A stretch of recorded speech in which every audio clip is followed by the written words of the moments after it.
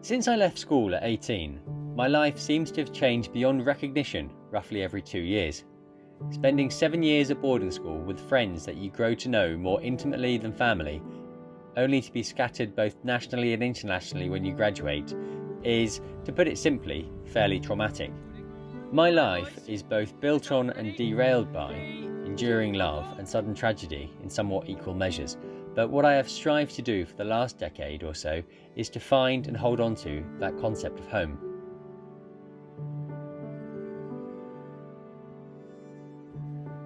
I have decided that for me there are but a few simple rules.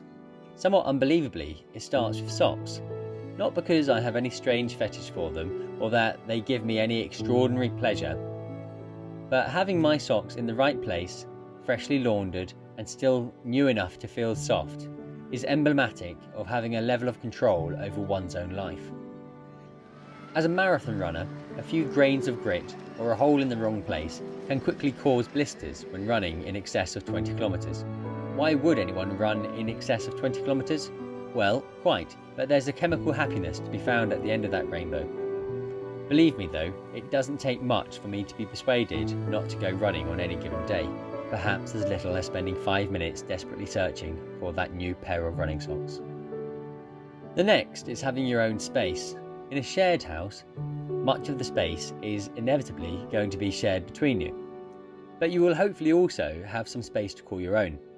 If you're going to cook separately, and I really cannot understand the logic behind doing so, it is also important to have your own space in the fridge. Here, again, there is an element of control, but more importantly, you need to know that when you come back from the shop, there will be somewhere to keep your groceries fresh. This inevitably leads to the situation that your shelf may be empty sometimes. Though it seems pretty harmless to steal fridge space from a housemate, for me, that directly undermines my independence and sense of home. It builds an anxiety that nudges me away from doing my weekly shop, instead opting for endlessly ordering takeaway food and eating out. The housemates take note of this lavish behaviour and see it as tacit recognition that it's okay to take your space in the fridge because you don't use it anyway. It becomes a catch-22 and cannot easily be resolved without conflict. Ultimately, the answer would be to only live with people who you eat with. Regardless of how you divide the household chores, whether some of you cook and some of you clean, or you do it on some kind of rota system, you aren't truly living together until you eat together. Finally, it is all about the bike. I'm not a material person, but my bicycle is important to me for a number of reasons.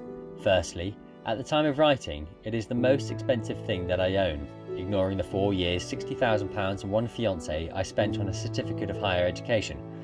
But we can get to that later. Secondly, having inherited it from my most remarkable brother, who cycled it the length of the Americas, yes, north and south, it has a sentimental value that I could never fully put into words. Lastly, having personally pedalled it back from Barcelona to the UK, among many other similar adventures, it symbolises a sense of freedom for me that I share with a small but growing group of friends under the banner of 1 Mile Closer. So, for me, home is where the bike is.